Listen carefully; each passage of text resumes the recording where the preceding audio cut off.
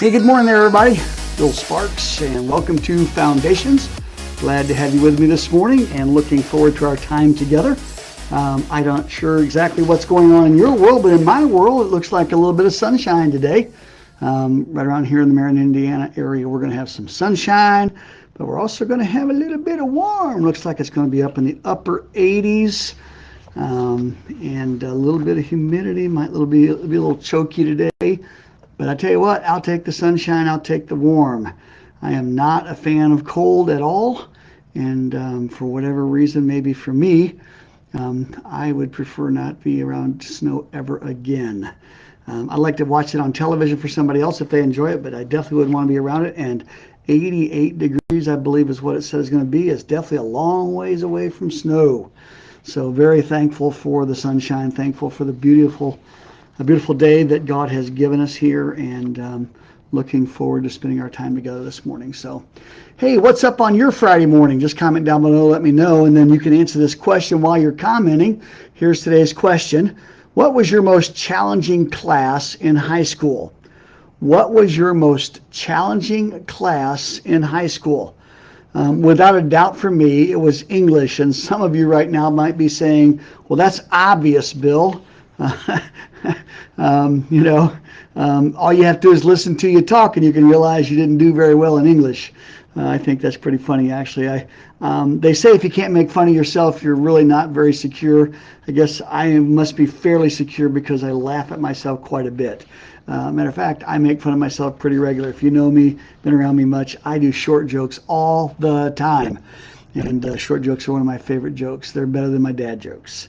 So, all right. So as we continue this morning, we're continuing with a series called The Top 10, and this is week 3. So welcome back. Looking forward to talking about today's commandment. And as we talk about the 10 commandments, we want to bring the 10 commandments all the way up to the time in which that you and I live today, understand how that they dovetail with our current Christian life as we walk each and every day in our faith, living for Jesus Christ on a day-by-day, hour-by-hour basis. So today we're going to visit what is probably one of the most quoted commandments outside of the two hot ones, which is thou shalt not steal and thou shalt not kill.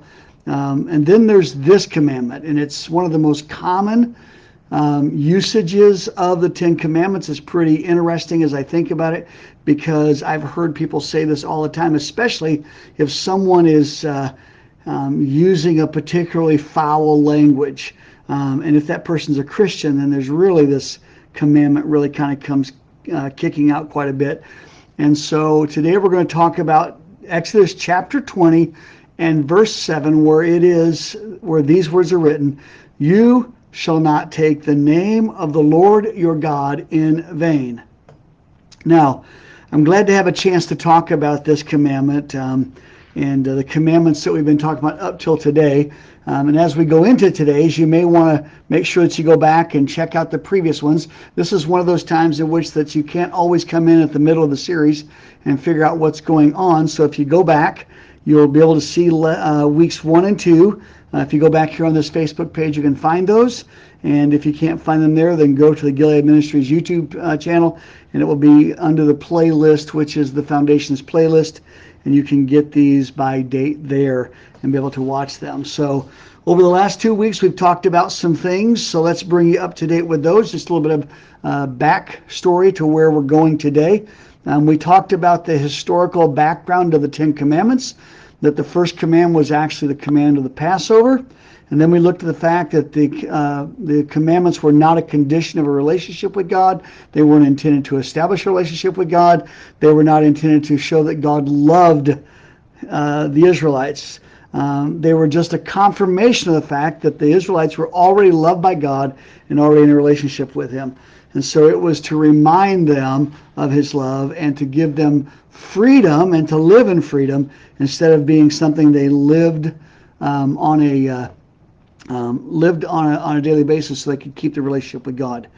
And then we dug into the first 2 commandments, the first one of which was, I want to be your one and only. In other words, I am the Lord your God, have no other God besides me.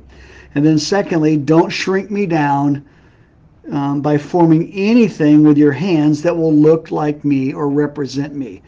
And so we looked at that command to basically do not create any graven images. And that goes beyond just an idol, like we think of something like you would create and set in a corner, maybe a statue, those type of things that you would use. It goes beyond that. Basically, any kind of icon that you use to represent God and believe you have to look to that icon in some way, shape, or form to reach out to God, then you're in trouble with this particular command. So let's go back to Exodus 20, where the Ten Commandments are found. We're going to look at verse 7, where it says this: "You must not misuse the name of the Lord your God. The Lord will not let you go unpunished if you misuse his name." So, what is this talking about? Well, it's pretty simple, maybe. At least to me it seems simple. And it's a very simple phrase I borrowed from someone else a number of years ago. But basically, here's what God is saying: keep your tongue under control. Now, I want to address something here. It's something that happens with this particular command. And that is this issue here. This command is not talking about a cuss word. Now, I may get some pushback on this, and that's fine, but give me a few minutes. Let me explain to you what I'm talking about. Think about this. If you just use a little bit of reasoning, you'll realize probably this truth.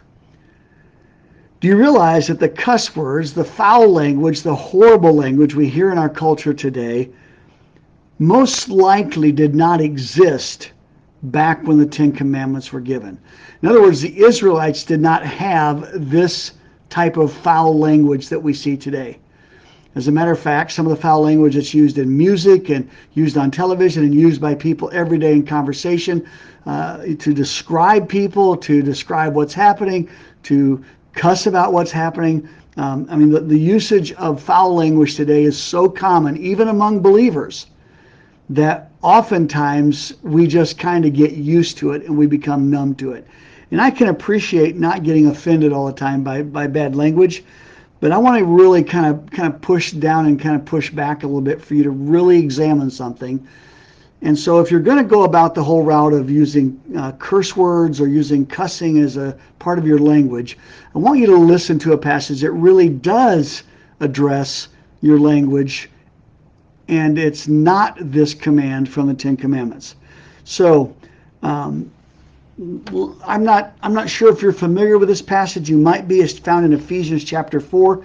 I want to share it with you. It's a little bit long, but I hope by the time I'm done you'll kind of understand a little more what I'm talking about when it comes to keeping our tongue under control. Starting at verse 17, Ephesians chapter 4. "With the Lord's authority I say this: live no longer as the Gentiles do." The Gentiles is not a race in this setting. The Gentiles is unbelievers, or those that were not following God. That would be, they would understand that. They're talking about Jews or Christians basically versus Gentiles. Jewish people who had followed Christ versus Gentiles who were not following Christ.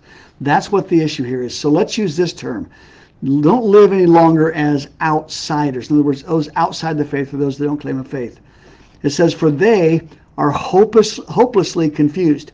Their minds are full of darkness. They wander far from the life God gives them because they have closed their minds and hardened their hearts against him." There's some really interesting characteristics: dark mind, confusion, and hardness to God. Then he goes on and says, "They have no sense of shame. They live for lustful pleasure and eagerly practice every kind of impurity." Then Paul writes, that's the way they live. Then, that isn't what you learned about Christ. Since you have heard about Jesus and have learned the truth that comes from him, throw off your old nature, your old sinful nature, your former way of life, which is corrupted by lust and deception. Instead, let the Spirit renew your thoughts and attitudes. By the way, let me stop right there real quick. If you're wondering about the words that come out of your mouth, if you're wondering about the things that you say, whether it's cuss words or just harsh words or whatever, listen to Jesus as he says, it's not what goes in a man that defiles a man, it's what comes out of his heart. We're going to talk about that in this series in a couple of weeks. what it looks like to guard your heart and not let these things come out. So going back to Ephesians chapter 4, he says, instead, let the Spirit renew your thoughts and attitudes. Put on the new nature, created to be like God, truly righteous and holy. So here's the first tongue instruction that Paul gives in this passage. He says, stop telling lies. Again, we're going to talk about bearing false witness in a couple of weeks. He says, let us tell our neighbors the truth, for we're all part of the same body. And then we get to verse 29. If you've not listened up till now, you need to tune your ears in, because this is talking about you and I and our language. Don't use foul or abusive language. Let everything you say be good and helpful, so that your words will be an encouragement to those that hear them. And then he says this, that when you don't do the things he's asked you to do, and there's a whole list of them, but this specific one about your language, he finishes in verse 30 saying, and do not bring sorrow. In the King James it says, do not grieve the Holy Spirit. Do not bring sorrow to the Holy Spirit by the way you live. He finishes off in verse 31, get rid of all harsh words and slander. We'll talk about slander again. We talk about the false witness thing in a couple of weeks as well. So what is harsh language? Now that's a funny thing. The reason why I say that is because I don't have to tell you what abusive and harsh language really is. You know what it looks like when it happens. You know what it sounds like when someone says it. Most often you're kind of put back by it, especially if someone's looking directly to you and saying it to you. We are surrounded on every side by unbelievably abusive and harsh language today. Harsh language that is hateful and hurtful, language that is full of obscenities. And what's funny is, as Christians who use obscenities, and truly I'm not trying to bring this kind of whammy on you, but I want you to just examine your language. If your language is something that's used in an abusive way in some other setting, whether it's a cuss word or whatever it is, even put downs can be that way if you're not careful. We like to have a little bit of fun, kind of joke with each other. Your mama is what they used to say when I was growing up. We used to call them your mama jokes. But listen, you need to be careful with how you use your tongue. Paul is saying, get rid of harsh words, get rid of words that are hurtful, instead build people up with your words. So, although Exodus 20 does not, and verse 7 does not talk about cussing, I really don't believe it. I'm going to tell you what I believe it is in just a second, and what I think I can back up. Although it's not from chapter 20 of Exodus, and it's not part of the Ten Commandments, you and I still have a clear instruction from God to abstain from using abusive, cursing words that are clearly harsh and foul and hurtful. You and I are clearly given those instructions. And so I'm seriously, I've had believers say this to me. I'm not trying to hammer anybody. I'm just trying to get your attention for a second. I have a friend of mine that says he uses the F word like everybody else uses F words because the F word is used by everybody. Nobody even gets shocked by it anymore. Well, if they knew you were following Jesus Christ and you're using the F word, I got to be honest with you, they should be shocked. You should be shocked by using the F word. You should have shocked yourself when you heard it come out of your own mouth. We know what the F word means. Listen, we can't just use language any way we please. And we certainly don't need to use street terms or common foul language to get street credit with non-believers so they'll become believers. That's not the way to go. Not at all. There's a lot of things we share with non-believers that are okay to do. But there's a lot of things like this kind of language that we really need to take a stand against, not in somebody else's life, but to look in the mirror. I practice what's called self-confrontation.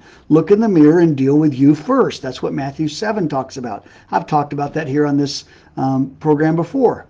And so we're not talking about cussing in Exodus chapter 20, verse 7, but we are obviously talking about cussing when Paul says to get rid of this kind of language and to use only language that would build other people up.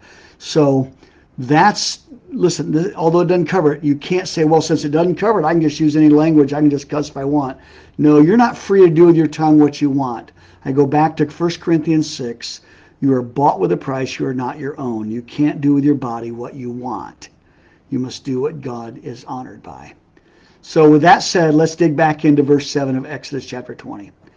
You shall not take the name of the Lord your God in vain. So what does this mean? All right, you ready? Don't leverage my name for your benefit. Don't leverage my name for your benefit. This is basically a way, I would call it name dropping in a spiritual way. You're name dropping to get what you want. You're name dropping in God's name to get what you want, to get your way, and to get people to like you, or to use God's name to get you attention in some way, shape, or form. And so when you leverage God's name for your benefit, you are then in violation of this commandment, the third commandment that God gave. You are in violation of this commandment, using the Lord's name in vain. Let me show you what I'm talking about through an illustration. Maybe it would be beneficial. If you worked for me and I had a retail company and we were ordering certain items, whatever they were, and so there's maybe 100 items that we sell, and let's say out of those 100 items, whenever we're low on stock for 97 of those items, I tell you, hey, just go ahead and order those back in and stock them back up again. But there's 3 items that I specifically want to have control over the inventory for. And because I want to have control over the inventory, I have told the supplier that unless I give the permission, they are not to ship these items to anybody who orders them unless they have my permission. And so you as an employee decide one day, you're going to order one of these 3 items. And so you call the supplier, and the supplier says to you, yeah, but Bill has given me direct instructions that I'm not to ship this unless he gives the okay. And then you say, oh, listen, Bill said it's okay, and I didn't give you permission for that. You have now used my name in vain. You have now used my name to leverage for what you wanted to accomplish. And whenever you're in a position where you use God's name to leverage so people will give you some type of something, attention, money, whatever, status, whatever it is, when you do that, you use God's name to leverage something to get you something, you are now in violation of the third commandment. Now, another illustration directly from Scripture. I don't have time to go to the passage, but there's a story of the Pharisees where that they had committed their money to God. And then because they committed their money to God, then they were in situations where in the Jewish culture to take care of your parents. And so the parents would be in need, and the parents would say, oh my, we need, X number of dollars so we can get some food or whatever. Then the Pharisees would say, oh, I'm sorry, Mom, I'm sorry, Dad, but I've committed that money to God, and I can't help you with it because I've made a pledge or a pact, basically, to give this money to God to use for his purposes. And then somewhere down the road, you could actually take it out for your own purposes, but they used that, the Pharisees did, to not take money out to help their own parents. Jesus pointed this out to them when he were trying to point out the law. He says, do you break God's law in order to keep the laws you've set up? And so when you realize that they were leveraging God's name to keep money for themselves for what they want to do with it down the road instead of helping their parents with it. And so that's what it looks like to leverage God's name for your own purposes. Now, I want to kind of talk for just a moment before I get on to one last point, and then I'm going to be done for the day. But just real quick, I have a hard time with this idea of leveraging God's name. And I was really shocked, I got to be honest with you, a number of years ago when I dug into this because somebody said something about it, I dug into this. So I want to tell you something that I think is very, very difficult for me and maybe difficult for you. And I'm trying not to be slamming anybody, but I want you to think about this. Today, Christianity is used to market all kinds of things. Christian language, Christian items are marketed to Christians to get your money. And I'm not against buying things that are Christian. That's not what I'm talking about. But do you realize that we oftentimes will buy a mint that has a cross on it because we believe we're doing something that honors God instead of just buying a standard mint off the shelf?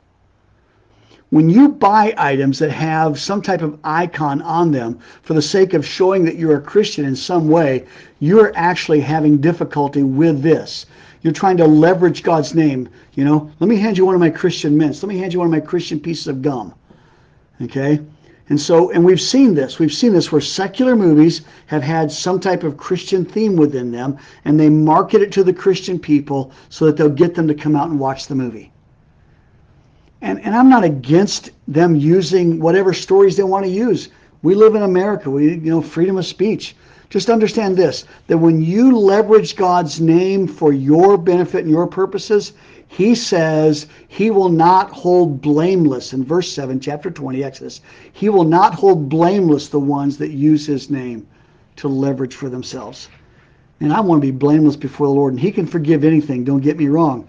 But listen, if you use your name, God's name, to leverage your business, to leverage the things that you're selling, to leverage somebody so you'll get them to do something, attend your church because it's more Christian or whatever, when you leverage God's name to get what you want, you are in violation of this command.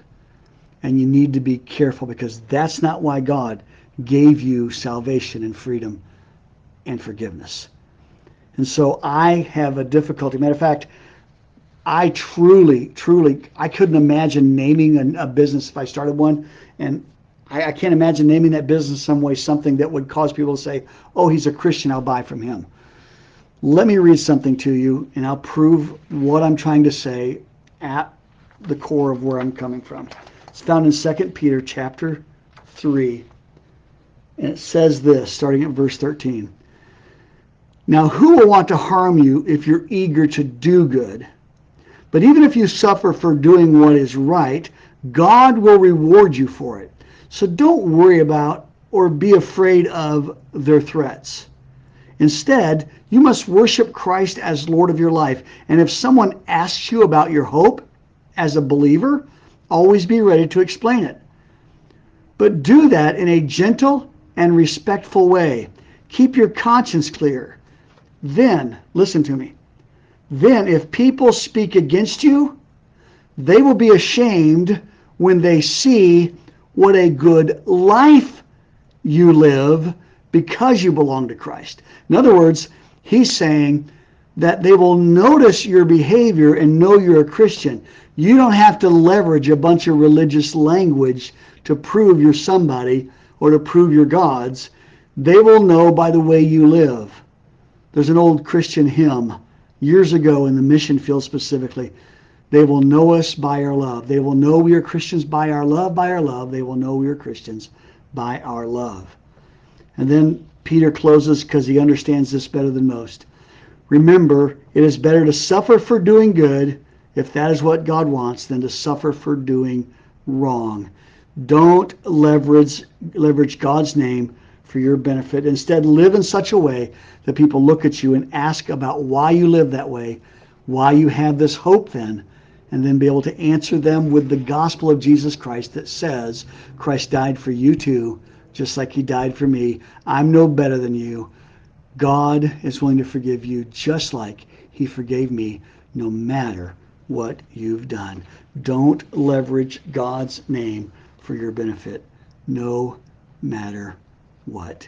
It's not my role to tell you what that looks like, but I'm just giving you some instructions and some guidance that maybe will help you if you're struggling with that. All right. Thanks for tuning in today. As we close, today's question is, what was your most challenging year in high school? Most challenging class in high school. For mine, it was English. Again, I joked earlier, you can tell sometimes by the way I write and the way I talk, English is not my first language. All right, it is. Relax. No bad comments. All right. So comment down below. Let me know what was your most difficult and challenging class in high school. Make sure you share Foundations with your family and friends. If you think that they would enjoy it, come back and let's talk as we continue this series next Friday morning, and it will run through June. And so let's get together again and enjoy time together. Share it on your social media. Share it with your friends. Come back next week and let's spend time together. All right. Thanks for tuning in today. God's best to you. I hope you have a marvelous Friday and an amazing weekend. God bless y'all, and bye-bye now.